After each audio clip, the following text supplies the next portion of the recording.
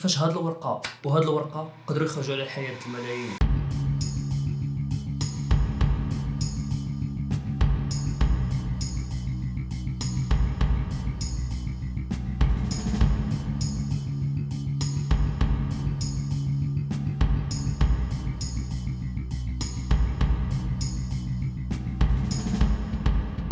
مرحبا بيك في لعبة الشيطان.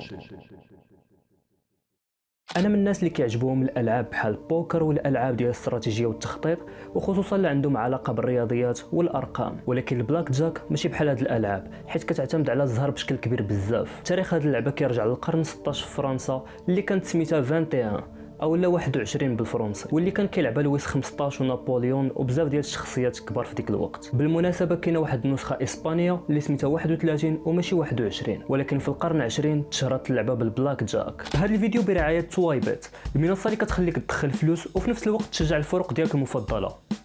ولا يمكن انا كنكذب عليك، توايبيت ماشي منصه باش كتشجع الفرق ديالك المفضله وماشي باش تدخل فلوس. توايبيت منصه ديال القمر. هذه المنصه كتخليك تاخذ فلوس ديال واحد اخر اللي دخل حتى هو باش يربح فلوس بحالك. ولا يمكن تقدر تكون انت هو هذاك اللي غيمشيو ليه فلوسو. تفرج في هذا الفيديو باش تعرف علاش ما خصكش تدخل لهاد المنصات وما تدخلش لعالم ديال القمر من الاساس. ودابا اجي نعلمك كيفاش كتلعب البوكر. فين كتشوف؟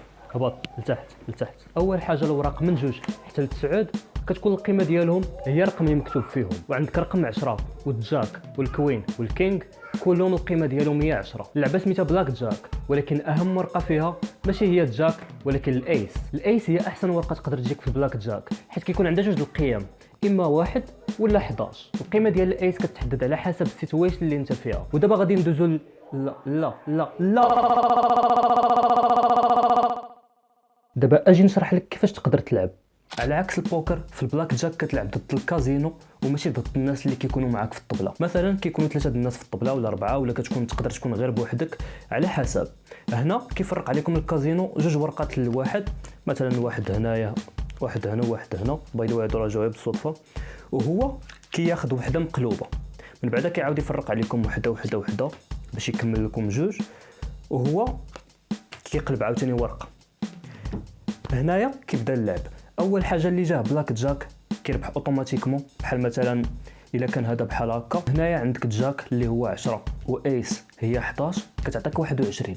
هذه حرفيا اللي كتسمى بلاك جاك، واصلا السامبول ديال بلاك جاك راه هو الايس مع الجاك. الا كان عندك بلاك جاك بحال هنايا كتربح اوتوماتيكمون قبل ما يلعب الكازينو، دونك هذا افونتاج ليك.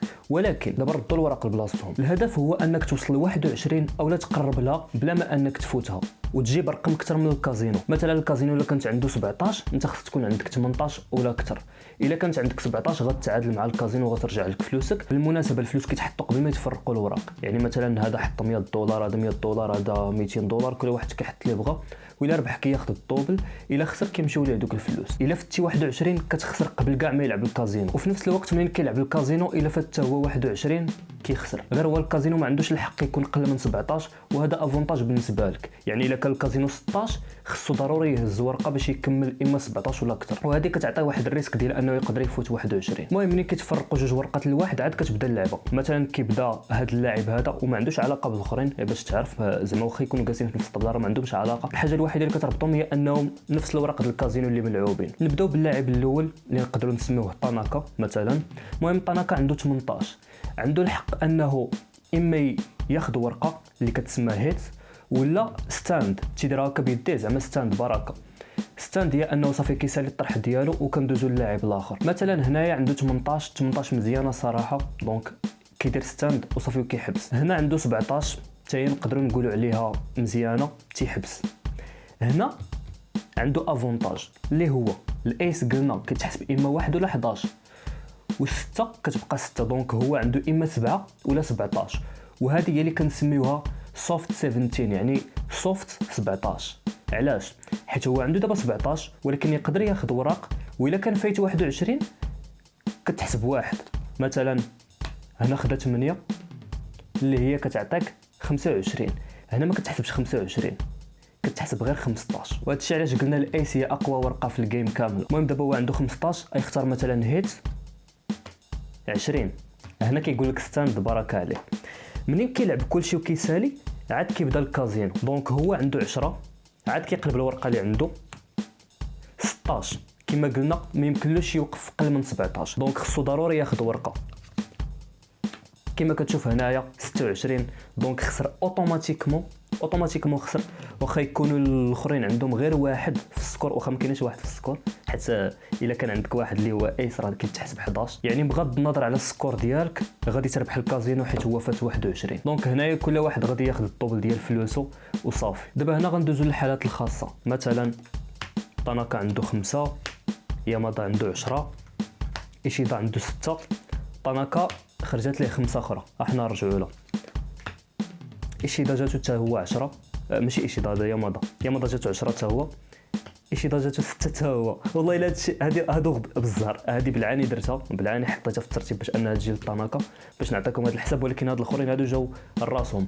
دونك هنا غنهضروا على البلان. وهنا مثلا كازينو عنده هاد الورقه هادي وعنده ايس. هنايا شنو كيطرا؟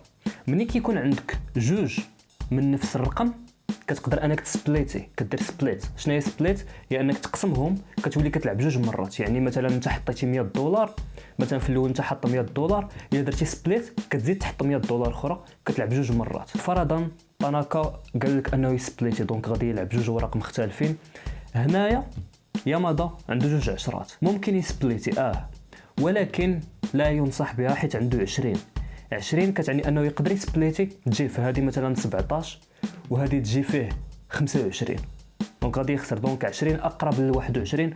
دونك غالبا اللي تيكون عنده جوج عشرات راه كيحبس. ايشيدا عنده جوج ستات، حتى هو ممكن يسبليتي، ولكن مثلا هو فرضا اختار انه ما يسبليتيش، كيقدر يلعبها عادي كما كلشي. دابا هنا نرجعوا للكازينو.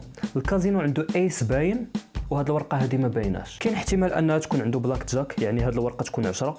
ولكن هنايا كيقترح عليك الكازينو انك دير الانشورنس هو انك كتحط نص ديال الفلوس اللي عندك، اللي حطيتي مثلا انت حطيتي $100 غادي تحط $50 باش تانشوري واش هنايا بلاك جاك ولا لا. تو غادي نلعبوا ونشوفوا شنو غادي يجيهم. مثلا طناكا في الهاند الاولى مثلا اختار انه يهيتي حيت 5 بطبيعه الحال، جاتو 5 اخرى من زهرو، دونك هي 10 عنده هنايا. اختار انه مثلا يزيد ياخذ، جاتو هنايا 20 هاند مزيانه، غادي يستاندي هنايا. غادي يلعب الهاند الثانيه 12، غادي يعاود يهيتي 22. هنا خسر اوتوماتيكمون قبل ما يلعب الكازينو خسر. دونك كما كتشوف هنايا 22 هذه خسر فيها، هذه عاده يلعبها مازال ما هضرناش عليها، عاده نشوفوا مع الكازينو هذه رساله. هنايا عنده 20 غادي يستاندي، هنايا عنده 12 يختار يهيتي، جاتو 20. دونك حتى هو غادي يستاندي هنايا. ونشوفوا الكازينو القاو عنده هنايا 19. دونك هنايا هاد الهاند ربحات، هاد الهاند ربحات من زهرهم كلهم جاو 20، ولكن هذه خسرات. وهنا فين كاين تريك اللي كيدير لك الكازينو كيوهمك انك انت غتربح الا سبليتيتي الا قسمتي، ولكن شنو تيطرا؟ تولي عندك النص ديال الشانس باش انك تربح، واخا غتربح فلوس مدوبلين ولكن كيقلالوا الفرص ديال الربح ديالك. وهنايا كما كتشوف هو خسر هاند وربح هاند. دونك هو كان حط $200، دونك غادي يربح معانا $200 اخرى، ولكن راه خسر $200. يعني حط $200 وهذه خدع عليها $200 دربح، حيت $100 اللي حط هنايا. دونك بحال ما ربح ما خسر، بحال بوش، يعني كيولي عندك بورسونتاج قليل باش انك تربح.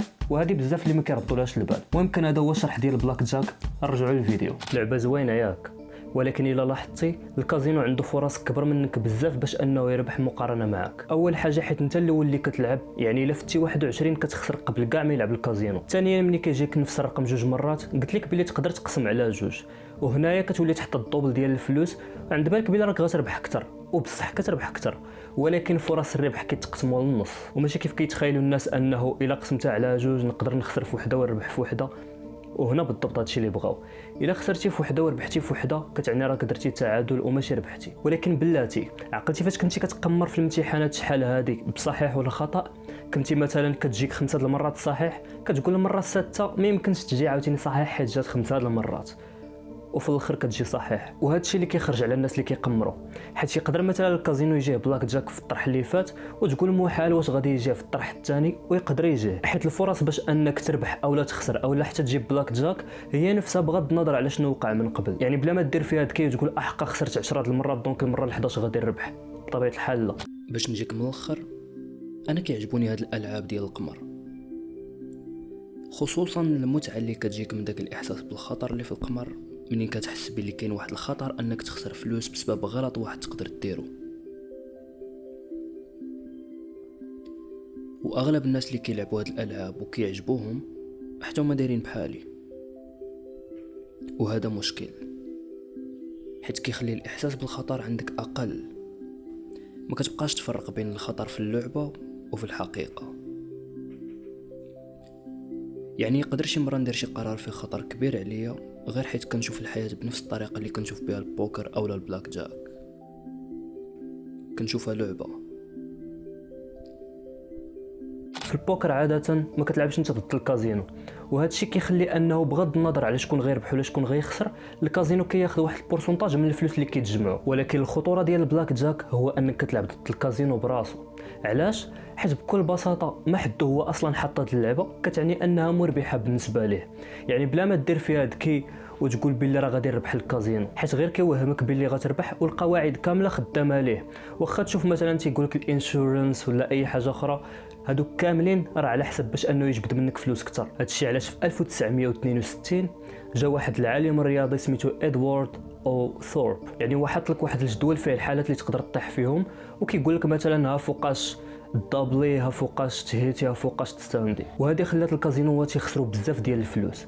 هادشي علاش ولاو تيديروا، ولاو كيجيبوا بزاف ديال الباكيات الكارطه. مثلا هنايا كاين 5 ديال الباكيات الكارطه، كنجمعهم كنضمسهم وكنحطهم. يعني ما كتوليش كتحسب في راسك مثلا احق تحطوا 3 د الايسز دونك كاينه تشانس وحده باش انها تجي بلاك جاك، ولكن الايس تحط عاد دابا دونك ما يمكنش الكازينو ياخذ بلاك جاك. يعني من الاخر الكازينو الهدف ديالو انك انت تخسر. علاش؟ حيت فاش كتخسر هو كيربح، ماشي بحال البوكر مثلا. بغض النظر على انت ربحتي ولا خسرتي، الكازينو عنده نفس الربح، يعني كياخذ نفس البورسونتاج اللي غادي ياخذ مثلا من داكشي اللي كيتجمع. يعني من الاخر في البلاك جاك بلا ما دير فيها ذكي يصحابك باللي غتربح، تقدر تربح مره جوج 5، ولكن راه ماشي ديما. باش ما تمشيش غلط، انا ما كنقمرش، انا كنلعب هاد الالعاب غير للمتعه، وللاسف كنلعبهم غير اونلاين حيت حتى واحد من صحابي ما كيلعبهم. صحابي اللي الواعر فيهم هو اللي كيلعب الرامي ولا الصودا. القمر واحد الحاجه خطيره بزاف. الخطر ديالها ماشي هو انك كتخسر فلوس، ولكن الرؤيه ديالك للواقع كتولي مشوهه. يعني كتولي تشوف الفلوس بواحد الطريقه مختلفه. يعني بلاصه ما انك تشوف باللي خصك تخدم شهر باش تجمع واحد العدد د الفلوس، نفس داك العدد د الفلوس غتولي كتشوفه على شكل ليله وحده في الكازينو. وهذا الشيء غيخليك تشوف الفلوس بواحد الطريقه مختلفه، وهذا الشيء كيخليك دير واحد المجهود اقل والوقت اقل، ولكن المتعه اكثر بزاف من الخدمه. في الاول كتبدا هكا كتقول نضرب غير واحد $1000 ونحبس، ولا نضرب غير واحد $10,000 ونحبس ونمشي ديك $10,000 ندير بها شي حاجه اخرى. كلشي تيبدا هكا، ولكن من بعد كتلصق فيك البليه ديال القمر وكتولي كتشوف انه راني خسرت فلوس، خصني نرد دوك الفلوس على الاقل اولا نزيد الربح. وفرضا كنتي واعر ومزهار وربحتي فلوس بزاف، دوك الفلوس غادي تخسرهم في شي حوايج خاويين، وانت كتفكر مع راسك باللي راه نقدر نعاود نجيبهم بالقمر. في القمر كتكون قوانين سارتر هي المسيطره. الا ربحتي كتعني ان الربح ديالك على حساب خساره ناس تانيين، وفي نفس الوقت كينطبق عليها قانون حفاظ الذره: لا شيء يضيع، لا شيء يضاف، الكل يتحول. ما كاينش نمو اقتصادي في القمر. الفلوس اللي خديتيها كون متاكد انك خديتيها من جيب واحد اخر.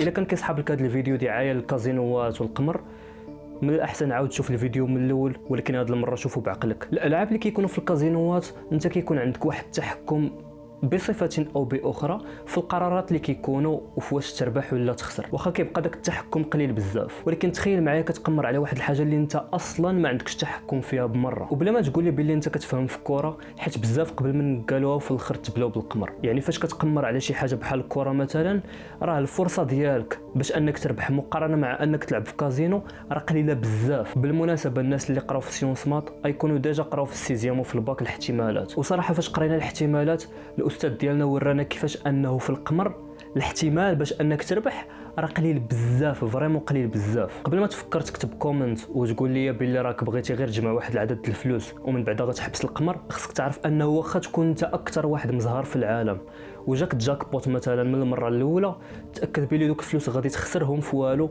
وغادي تعاود ترجع للزيرو، وغادي تفكر انه انا وصلت لواحد الليفل دونك نقدر نرجع ليه بالقمر. وهنا غتبقى كدور عاوتاني وعاوتاني وعاوتاني وعاوتاني، ومبروك عليك انت تبليتي بالقمر. حيت المشكل ماشي في انك تربح ولا تخسر، كيف ما قلت لك المشكل هو انه دماغك الشوفه ديالو الفلوس كتشوه. يعني دماغك كيبقى يقول علاش غنمشي نخدم في الوقت اللي نقدر نجيب الفلوس بالزربه من القمر، واللي هي ماشي بصح. باش انك تمشي تخدم عندك فرصه كبر انك تدخل فلوس مقارنه مع القمر، والاكثر من هذا الشيء الفلوس اللي دخلتيهم وانت خدام كتعطيهم قيمه كبر من دوك الفلوس اللي دخلتي وانت كتقمر. رد البال وما تطيحش في الفخ.